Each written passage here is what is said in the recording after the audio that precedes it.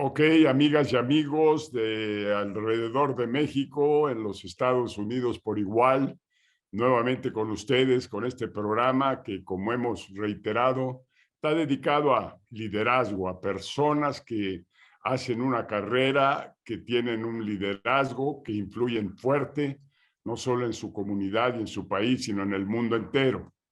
Y hoy tenemos con nosotros a Esther Wojcicki, que es una mujer genial. She's a lovely lady. She's a great influencer and of high impact, building up leadership in the young population, especially through school that we're going to speak about. She is at Stanford. She is very close to where great things happen around technology. She's close to Google and other of the big leading technological companies. So Esther, thank you. Thank you very much for being here with us. We're going to have a very interesting chat with yourself and myself, and speaking about these issues that I just mentioned. And for people in United States and here in Mexico, it will be most interesting to see and learn from the vanguard, from the most advanced education forms and technologies, which is something absolutely needed in any nation today to train, educate, inform our people, especially our youngsters, on all this new world that is ahead of us and that we will have to be and take advantage of in the very near future. I would say today, hoy mismo. So Esther, welcome. And if you please tell us a little bit about your start, your childhood, maybe your first years in family, in school, where, and how was it? So I grew up in Los Angeles, and I went to a public school called Sunland School. And it was an interesting program. They did not have any special programs at all for students that might be a little faster or slower than others. It was all one program. And I remember being in school. It took me a long time to learn to read. I was about third grade when I learned to read. But then I remember after that, I moved very quickly. And the school made no accommodation for students that finished their work quickly. And so I got into a lot of trouble because I would finish my work and then I would try to help the other students. And this was not allowed. This was called cheating. And oh yeah, it was not good. And then in about the 9th grade, they had different lanes and different classes you could take. And so in the 9th to the 12th grade, I did very well because I was challenged and I was not just sitting there waiting for other students. And so I thought to myself as a small child, when I grow up, I want to change education so that all students are given opportunities to learn independently. And actually, it's kind of funny, but that's where it all started. And then I went to college.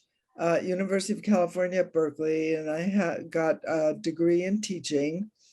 I also got a degree in being a journalist. And then I started teaching at Palo Alto High School in 1984. And I taught English and math and journalism and history.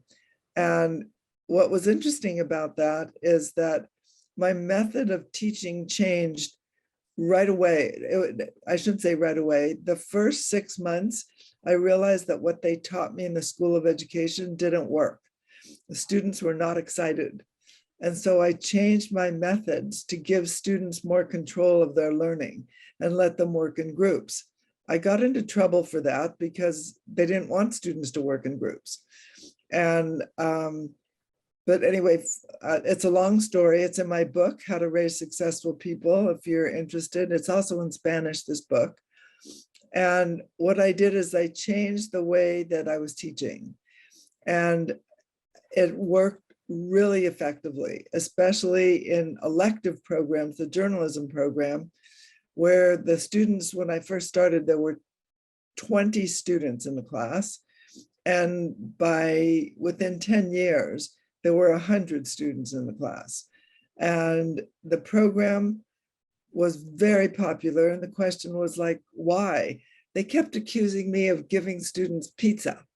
They're like, you must be feeding them something. And I was like, no, I'm just letting them work independently.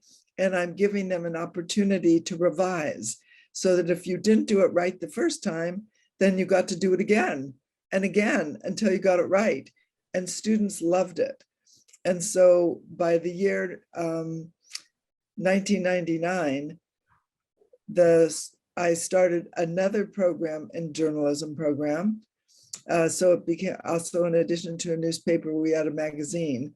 And that magazine won first place in the United States from Columbia University. And after that award, the school district allowed me to start other programs. And so that I started another magazine in 2000 and 2002. Then I started a sports magazine.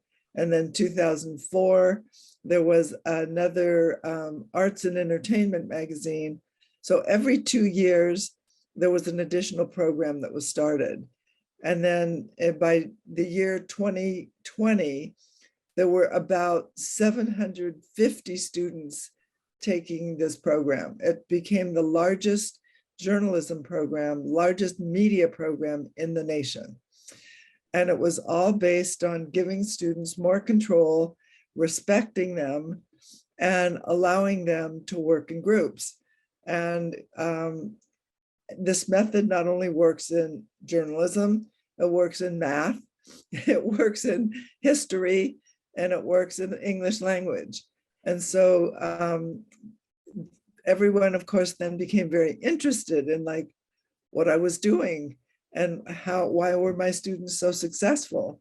And so then I wrote a first book called Moonshots in Education. That's also in Spanish. That came out in 2015. And then in 2019, I wrote the book, How to Raise Successful People, targeting parents and teachers. And it's like how to encourage your child to be innovative, creative, happy, successful.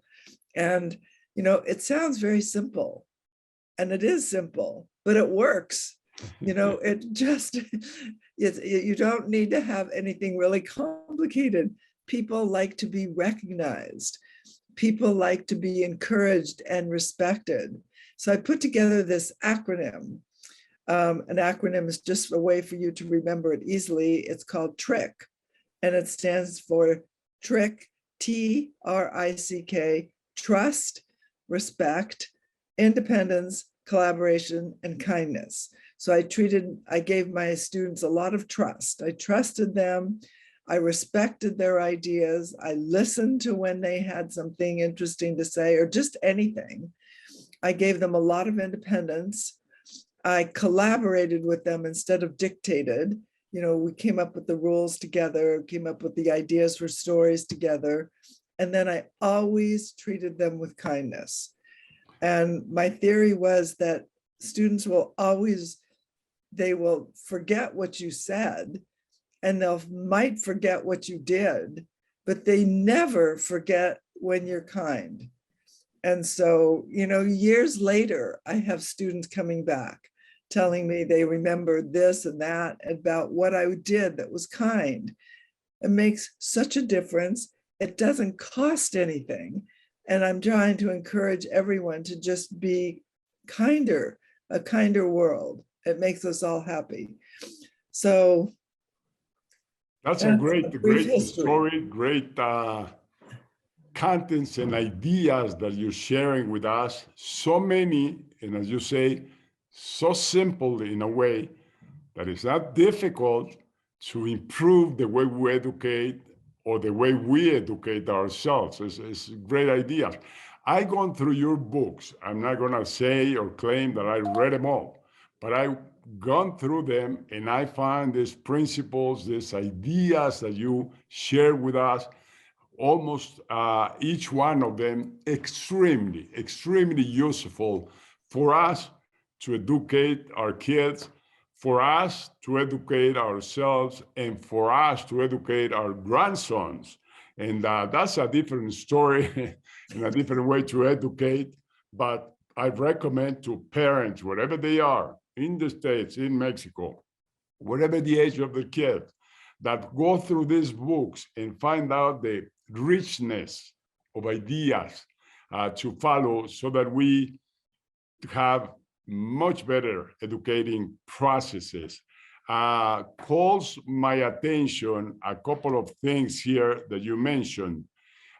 Way back when you started and when you went to school, that you noticed that things were not being done right, that you noticed that there should be, in a way, a process or a methodology for those advanced so that we develop them fast enough and we go along with them at the speed that they can. But when did that happen? And if it's a reality today, because I can tell you in our case in Mexico, we don't have any difference. For one advanced student, then we have for another one that is not so smart and has not that chispa. So the question is that in effect in the United States? Is that in effect in public schools there in your country? Or is that in effect in the private, more sophisticated schools? Well, I think the last answer was the right one. The private and sophisticated schools are doing this. They are implementing my philosophy completely. They trust and respect the students. They allow them to collaborate. They always treat them with kindness. I mean, students, and they thrive. They do so well. But then if you look at the low-income schools in the United States, they don't do any of this. They treat students, it's almost like little prisoners. You have to do exactly what the teacher says all the time, no opportunity to even talk to the people in your class. And there's very little collaboration.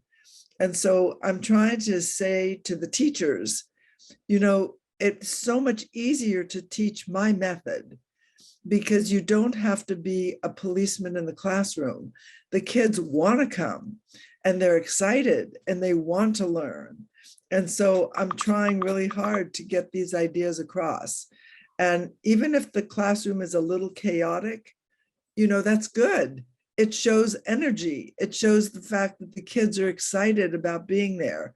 And they learn a lot when they talk to each other. When they sit quietly, they're passive, they're not learning. And so that's what I'd like to encourage schools. So I'm really on a mission to change education. Well, so we need you visiting Mexico often, as you did just a couple of weeks ago that you came to Guanajuato, to our state and to Mexico. And I think we need to impact our whole community of education, to impact on these changes that are now a reality in many other places, but that also in those same places, there are some kids and some teachers that are still on the very old, obsolete system. Now, I noticed another thing in detail before we make our break. You talked about cheating, and you said it was considered wrong, and it is wrong when you're talking about students in a classroom, but that shows your soul of compassion, your idea of being for others, of helping others, which has been your life. And that's an ingredient that is indispensable, according to my point of view, in education. We have to have a lot of generosity. We have to have a lot of compassion in understanding that these kids, we can let them fly on their own, we can let them use their freedom and intelligence, but also we have to be with them, motivating them, pushing them ahead. But sorry, but our first 10 minutes went away. So we're going to a very short break and we will be right back here. Okay, thank you. I look forward to it.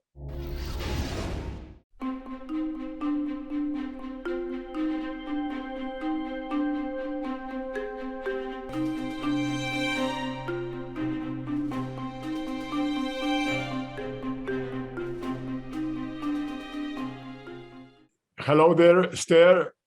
Hello. Happy to see you again. How wonderful is technology today that let us be online, alive, working in this Zoom. Technology is splendid to me. It's fantastic. It really is great. Okay, Esther, now let's move to your working space. Once you went to school, by the way, you have to or how do you call them, doctorados? Doctorate, yes. What are they? So I have a master's degree in educational technology. I have another master's degree in journalism. And then I have 3 honorary doctorates, one from the University of Brazil, another from Palo Alto University, and another from Rhode Island School of Design. Fantastico, fantastico.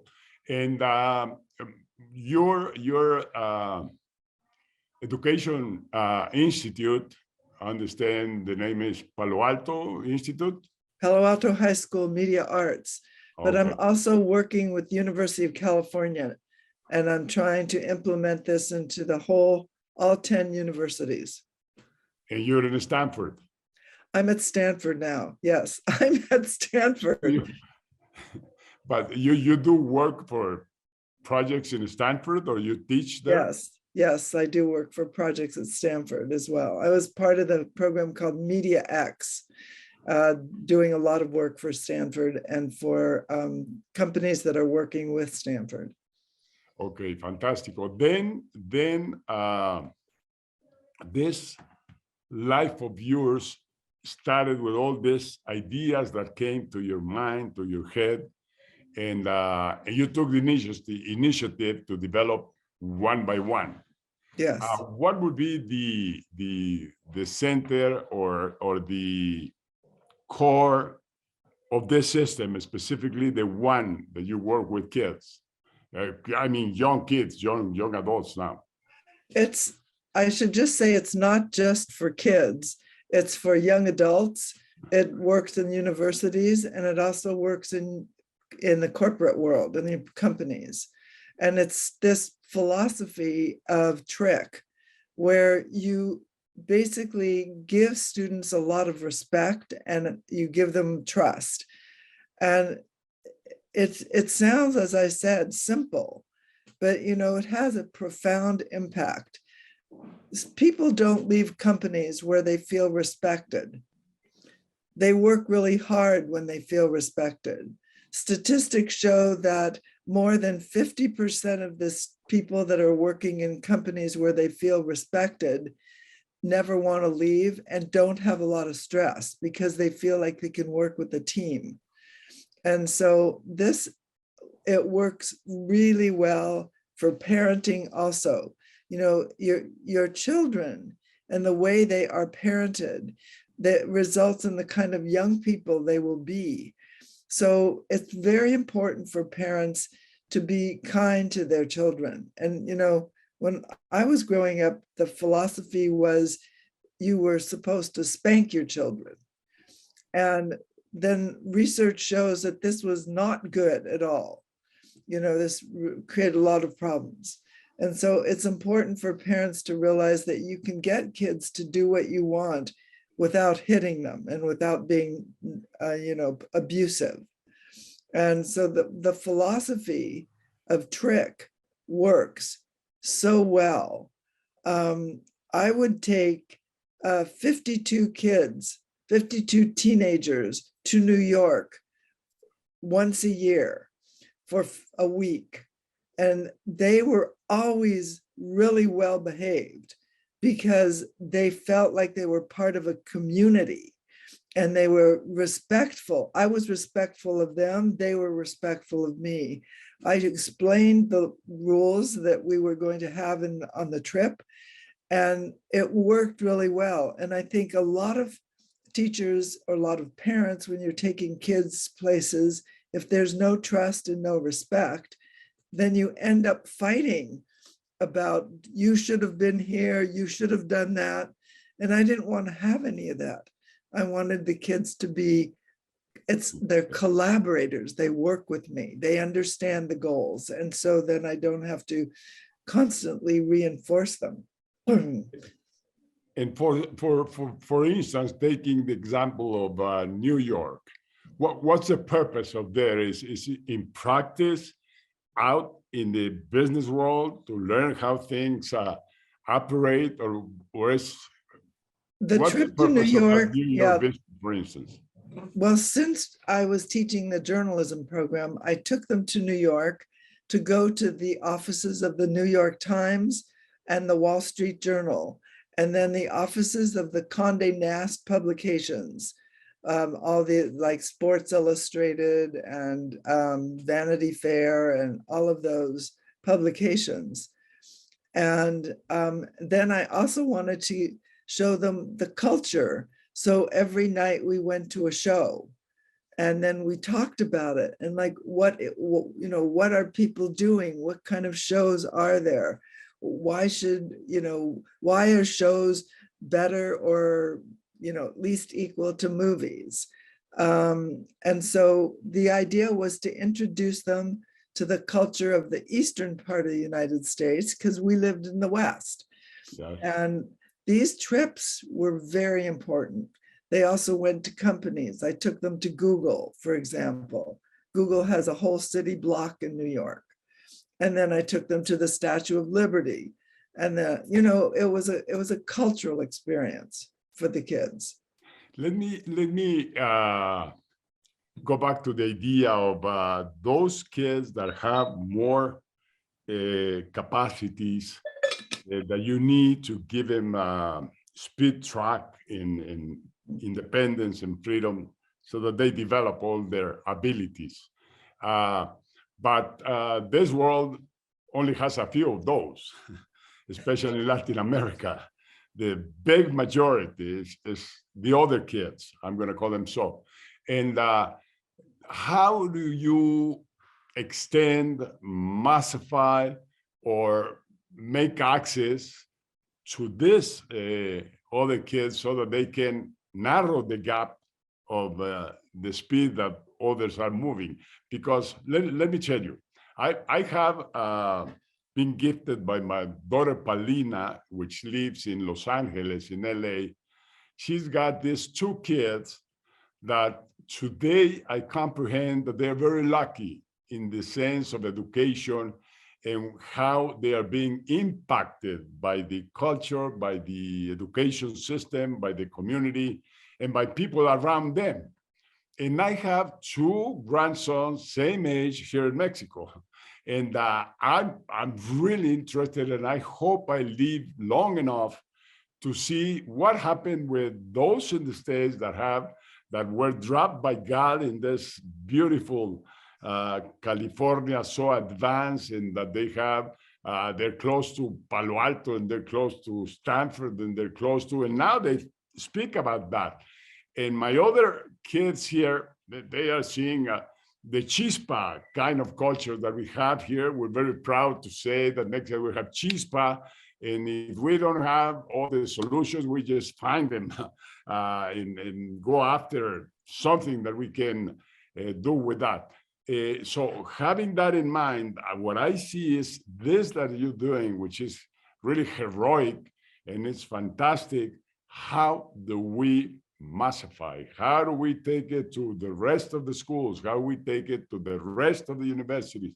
How do we take it to the rest of the nations? Well, first of all, one of the most important things is for people to have the idea. You know, they need to understand the trick philosophy, because just understanding that is part of the battle.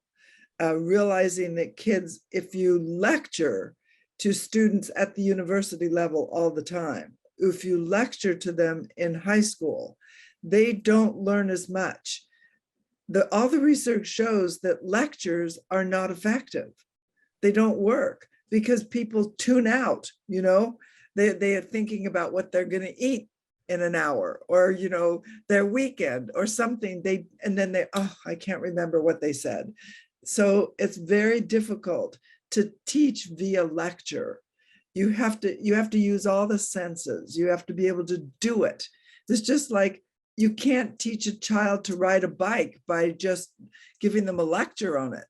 And you can't teach them to ride a bike by letting them watch someone else either. They need to do it in order to learn it.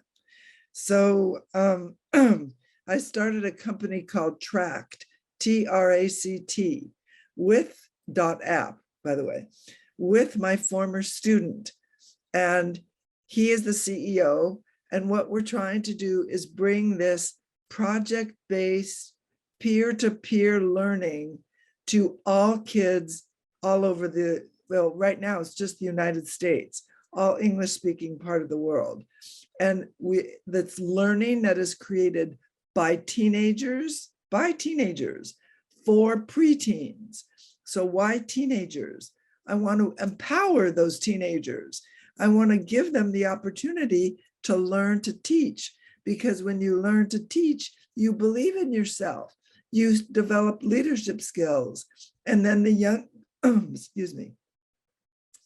younger kids love it because there's no one more that they respect than older kids. So it works together. It's the collaborative learning online, and we're giving it free to all teachers everywhere. So they can put it in their classes for 20% of the time. Maybe they can do it one day a week. Maybe they can do it 1 hour a day. But this gives the teacher some time off because the students are then in control. The students get to do some things that they want.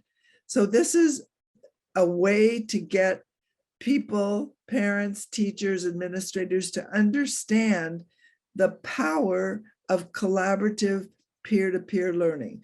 So that's my latest attempt to bring this to the masses, let's say, to the kids in low-income schools, to the kids in those schools in Mexico where they're not doing it. And so I know I'd love to be able to have it in Spanish. That's my most important second language. And so that's what we're hoping to do sometime in the next 6 months, 8 months. As I say, it's called Tract, Tract.app. And all teachers can go online to teach.tract.app, and you get it free for all your students. Every student, there's no charge. And the goal is empowering the students and helping the teachers. So you gave me a great answer to my question in my doubt. How can you impact large enough so that the change comes? But we went through our second 10 minutes. We will have a shortcut. This time it's going to be half a minute. So we will be right back. Okay, thank you.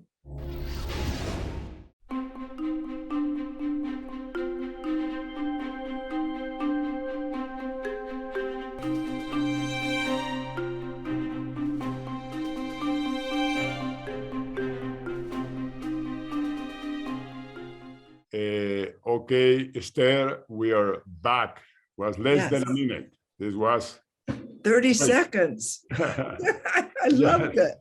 Now, this what I'm hearing, among other things to massify is teaching the teachers and using media, mass media, also using your institute, using these foundations that you're putting together to extend the reach of this. So that's great to hear, and something that I will keep the idea here, because a program like this one has that purpose, that we can extend the impact of leadership on great, good ideas that come up many parts of the world. Let's think about the future. Where are you heading? How far you think you're going to go? In this case, yourself, your institute, your schools you're associated with, now your business partners you're associated with. Where do you want to go? I understand that you're planning now moving international more strongly than before, precisely by having this tracked system in Spanish. But I like to wake up people, wake up teachers that we cannot stay where we are, that we human beings need change. We need to innovate. We need to advance, or if we are not on the move, we're going to lag behind, way behind. Right. It's so important for kids, first of all, to feel good about themselves. That is really so important. And, you know, I don't know if you watched the Olympics, but there was that very sad story about the 15-year-old girl who was accused of using drugs to enhance. And so she did a beautiful program. And then when she was accused of being using drugs, and then she felt so bad about herself, she fell 3 times in the most important program because she just felt so bad about herself. So I think this is an illustration of what happens to kids when they feel bad about themselves. They can't learn, they can't perform. They want to stop, they want to quit, they want to drop out. They're looking for a place where they feel good about themselves. So what I want to try to do is make them all feel good about themselves. That's why I'm trying to give them an opportunity to work on something that they like to work on, created by these teenagers and tracked. It's exciting for them to have the opportunity to pick what they want to do, work with their friends, and then succeed in creating some kind of project that they're interested in. So that's where I'd like to go with the education. I realize we still have to have memorization and lectures. That's not going to go away, but it doesn't have to be 100% of the time. It can be reduced to maybe 80% or 60% of the time. And the rest of the time, students can work together so that they can feel empowered. If I just look around at all of the most amazing students that have succeeded, you know, in doing exceptional things, I realize it's because they felt good about themselves. You know, I have another former student who came from Monterrey, Mexico for just 1 year to be in my class. His name is Alfonso de los Rios. And he felt good about himself. I wrote recommendations for him. I helped him. He went back to Mexico and he started a company feeling empowered. And this company is called Nowports, Nowports, Nowports. It's logistics in shipping, a shipping company. I said, why shipping? He's like, oh, I think there's a problem in Mexico. We have to try to help. And a problem all over Latin America. So if you look up Nowports today, Alfonso is 22 years old and his company is now worth $60 million. Wow. Okay, so this is a student who then felt empowered, felt like he could help solve a problem. And we have so many students in Mexico that can do the same thing. You know, there's so many ways to improve the world. They can pick something that they personally are interested in. So he learned technology, he learned to believe in himself, and then he was able to start a company. So that is my goal. That's fantastic. How could we get Alfonso to be the representative, the promoter of this educational change in Mexico? Maybe I'm going to look for him and say, okay, now you have now port, but now let's have now track. So let's start That's working great. on the basis, on the core of this that gave you the opportunity to be what you are. Let's share or bring that opportunity to those others that didn't go to meet with Esther or to learn about this. He would be delighted to do that. I will connect you with Alfonso. I was just talking to him yesterday. So I'm in touch with him. He came to visit me like 2 weeks ago. So I'm very, very honored. We need something else, not only the product, the content of the product, the philosophy, the methodology or whatever. We have that. We have the proven, or those who have can give a testimony that it works. Now we need, again, massifying. And for that, I see in Monterrey, Alfonso has many colleagues about his age that took the route of being what they call influencers. And we brought here to Centro Fox in our last conference a girl that when she was that age went all the way to Africa and started doing things there for African people. She brought that story back here and she created just this place in YouTube or in these things that the youngsters use today. And she became a star, and now she advises everybody, and everybody wants to follow her by the millions. I would love to detonate that to happen in Mexico, maybe with a leader like Alfonso, supported by you, your knowledge, your know-how, your capacities that are transferable into Mexico. Your books are in Spanish now, and so we all can read about all of this. So maybe out of this program, we can get the idea of putting together something to move on and bring this to Mexico. I feel sad about Mexico today, and our education system is totally forgotten.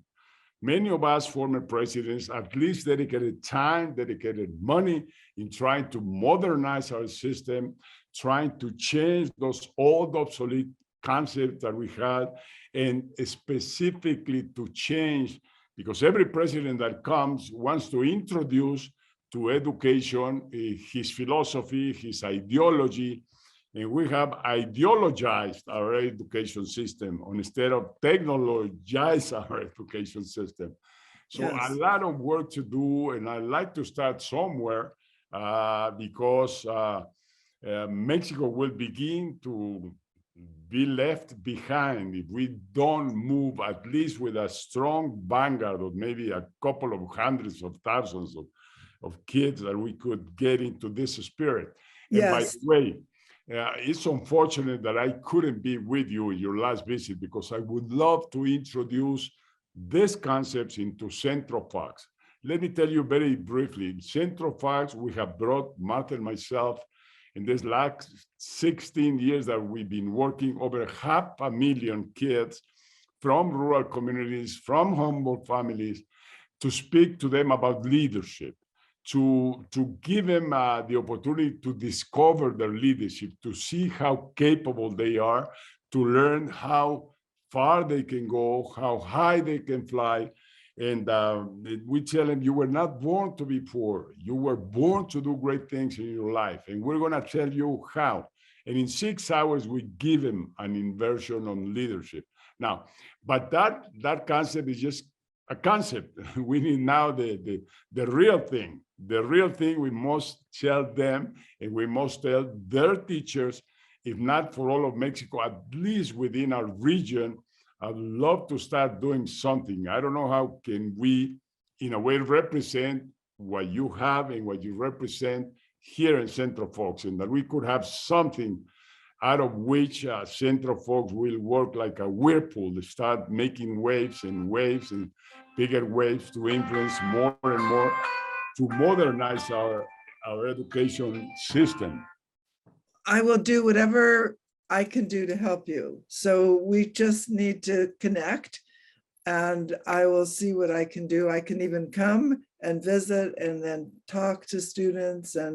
But I think we need to talk to the teachers also. The teachers are doing their best, but they need to move to the 21st century, and we can help them. And that is very important, because I know being a teacher is a very hard job. And so I don't want to criticize them for what they're doing, because I know they try hard, but we can make their lives better. And I will be very happy to come to Central Fox and help you. I'm going to prepare things. That could be the slogan: move to the 21st century. Yes. that yes. Could be our center message to motivate and move. So I keep this challenge, and thank you for your support in advance of what I will do. Give me a few weeks to have something more concrete, how we can work out of Centro Fox, and then start you remember 95% of Mexican education is public. So it's government that we have to move. It's the Secretary of Education, the national one, the federal one. And it's difficult, but difficult things are challenging, and your students have learned that it's great to have challenges. I'm about to be 80, but I want new challenges, because I don't want to retire. I don't want to stay behind. I want to keep on the vanguard. That's exciting. That's great. Well, I'm very excited you want to keep on the vanguard and keep working, and that you're going to be 80. Congratulations. And so we will work together offline and see what we can do to help. When I come and see Paulina, maybe you invite me to come to Stanford, and you invite me there lunch. Oh, yes, I would be happy to. We can start this work. Right. So I can invite you to Stanford, and then also, Stanford, Berkeley gets very jealous. So I have to invite you to Berkeley too. I went to both for a conference. It was two worlds, absolutely two worlds.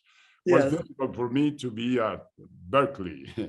The people there was so demanding, so aggressive. I did have problems there, but anyway, I thank you very, very much, Esther, and we'll be in contact, and we will make these plans and these dreams start being alive. Thank you. Thank you. I'm very happy to have been on this show with you. Thank you very much. Thank you very much, Esther. Bye-bye. We'll see you soon. Okay. Bye-bye. Bye.